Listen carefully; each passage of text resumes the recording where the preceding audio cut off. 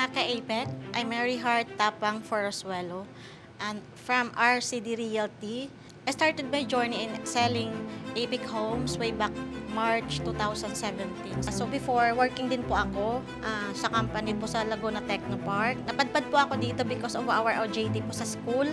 I came from Bacolod City, so hindi po ako taga rito. And then, nagsimula po ako, marami po akong in-applyan munang mga manpower agencies po kasi po as a breadwinner, talagang mahirap po pagkasyahin yung kita kasi po pinapadala sa province po. And then, ayan, bayaran ng mga boarding house, electric bills at saka mga water bills. So, ang pangarap lang naman dati namin is maging OFW. Typical as Pinoy para makaahon-ahon sa hirap is talagang mag-a-abroad.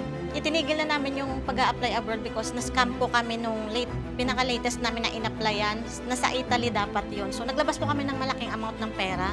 Nagkataon na hindi na namin ma-reach out po yung agent. Kaya ayun po tarang natakloban po kami ng langit at lupa that time. Kasi po as in puro kami utang. Lalo na po ako. Ang dami po naming bayarin kasi dahil sa pag-a-apply na. At saka resign na po ako sa work ko as HR. 8 years po ako dun sa HR pero walang masyadong investment at saka walang savings. So napadpad po ako sa industry ng real estate because one of my college classmate po nag-approach po sa akin na paano kumuha ng bahay. So doon siya po yung naging stepping stone ko po talaga kasi binalikan ko po yung dati naming agent sa Carlton. Yung agent pa na ni-refer niya yun is wala pa dito nun sa Pinas kasi po nasa ibang bansa, nasa Japan, pinadala ng company. So, nakilala ko po si Madam Norma Ibonia kasi siya po yung ni-refer muna para mag-assist po sa aking classmate. Ayun, doon na po nag-start until such time na nakita ko po may seminar po na si Madam Norma na tawag nito, post sa Facebook. So, ako po yung nag-approach. Sabi ko, Madam, paano po?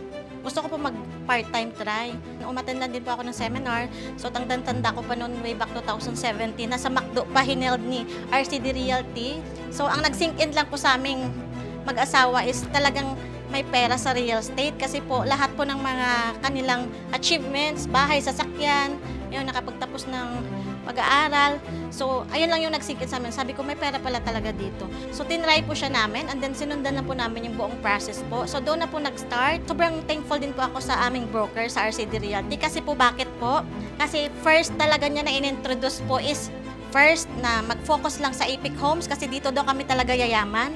Sa totoo lang, sobrang nabago po ni APEC Homes yung buhay namin. Hindi lang sa akin, pati sa family ko. Na-i-share namin yung mga blessings na kung anong meron kami ngayon. And syempre, unexpected po na magkakaroon po ako ng malaking grupo po ngayon. Dalawa lang naman kami ni husband ko, nakafocus. So, 2018, wala pa kaming tao noon. Kumbaga, lumapit na lang kusa yung blessing na madami po nag-approach sa akin kung paano po mag-real estate po. So nakakatuwa lang kasi hindi namin ina-expect na talagang mag-i-excel po kami at saka madami pang matutulungan. Number 1 po, bakit si APEC Homes only? Unang-una po, ang laki na po ng naging natulong niya sa pag-unlad ng buhay namin. So, hindi lang po sa akin, sa family ko, sa ibang tao pa, at saka syempre sa mga team ko nga sa Golden Heart. Sigurado yung pag-unlad niyo dito. Ang kinagadahan pa dito, kasi syempre nakakasama na ako sa ilang travel po, makikita mo yung as like a family, hindi lang as a seller. So talagang mararamdaman mo yung full support nila at saka yung pagmamahal nila sa ating mga seller. Hindi namin namamalayan. So I'm turning 10 years na po sa APEC Homes. So sobrang ang dami-dami pong blessings na dumating na hindi namin ina-expect before. Akala namin sa abroad namin siya makukuha, pero only in APEC Homes lang po. Nagkaroon po kami ng additional na property. So sa APEC Homes din syempre, Montana Heights, which is ito na yung tinitirhan namin ngayon. May mga apartment na din sa Grandview Heights, sa Carlton, and ayan sa Burbank Village. Siyempre kasi kailangan natin mag-invest para mas lalo pang sipagin.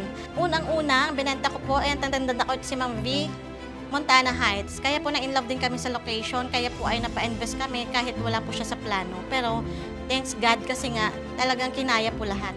Masasabi ko na naman na successful kami ngayon kasi nga unang-una, naging channel of blessings po kami sa ibang tao, especially sa clients po namin. kasi without them, hindi talaga namin mararating kung anong meron kami ngayon. And then second po is yung aking buong team, ang grupo ko po na Golden Heart Division. So sila po yung kumbaga yung talagang naging inspiration ko ngayon. Kailangan po talaga nating i-motivate yung sarili natin, especially as a leader, kahit maraming struggle at saka rejections po yung may encounter natin. So, alam ko naman po na hindi kami pababayaan ng Epic Homes kasi po, ang full support nila is nandyan talaga lagi. Ako, nilalaanan po talaga namin sila ng oras. So, per team po, halimbawa, dito sa Batangas. So, ayan, nagpapatawag po ako ng monthly meeting, nagbe-visit po ako sa kanilang mga offices po. Talagang kailangan, kumbaga, dito kasi real estate is a business din po kasi siya. So, kailangan din po natin, kumbaga, mag-sacrifice konti ng maglalabas ka. Hindi maiwasan na hindi ka maglalabas kasi po, yan po yung pinapamindset sa amin ni broker na kailangan po natin mamuhunan kasi business nga po ito. Hindi yung ikaw lang po yung kakabig ng kakabig. So, we need to, shell out para lalong pong ma-motivate yung mga tao, nakikita nila yung effort mo at saka sacrifices mo. Kasi worth it naman po lahat kasi po talagang namomotivate po sila. Naging first client namin sa APEC, Montana Heights din po. Bale, 3 po silang client nag-reserve. So ano pa lang yun, nasa almost 2 months pa lang ako that time. 3 clients nag-reserve, 3 din po sila sabay nag-back out. So parang hindi naging maganda yung una yung ko sa real estate. Pero hindi po ako tumigil kasi alam kong rejection lang ngayon kasi matututo talaga tayo sa rejection pero hindi po naging hindrance sa akin yon kasi nga sabi ko hindi ako titigil kasi nga nakikita ko talaga yung ng RCD Realty, hindi sila magtatagal ng ganun katagal kung talagang wala po ditong magiging benefits na maganda.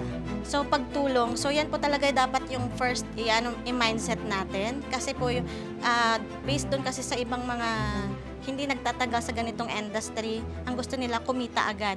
So once tumulong kasi tayo, automatic po talagang to follow yung blessings na darating.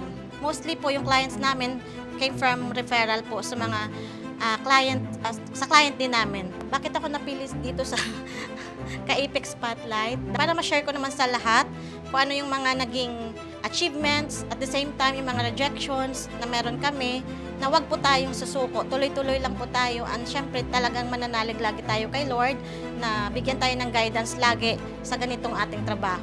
Ang goal ko with Epic Home, syempre mas lalo pang ang connection namin lalo pang hanggang kumbaga hanggat buhay po ako, talagang kay Epic lang po ako. So ayan, thankful po ako dun sa naging isang program incentive po ni RCD Realty. So nag-approach po siya kay Epic Homes kung possible po magkaroon po ng tripping vehicle, and then kami naman po yung magma-monthly payment. December po siya na-award sa amin.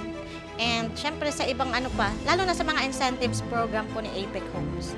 Madami pong incentive program si Epic Homes. So like international incentives, ayan yung mga monthly, annual, quarterly. So lahat po, na-enjoy namin po siya pati yung aking grupo. Masasuggest ko lang po sa aking mga ka-Apex sellers, tuloy-tuloy lang po tayo. Huwag po tayong bumitaw. Kasi po ang struggle, lahat challenges at saka mga rejections, talagang nandyan yan.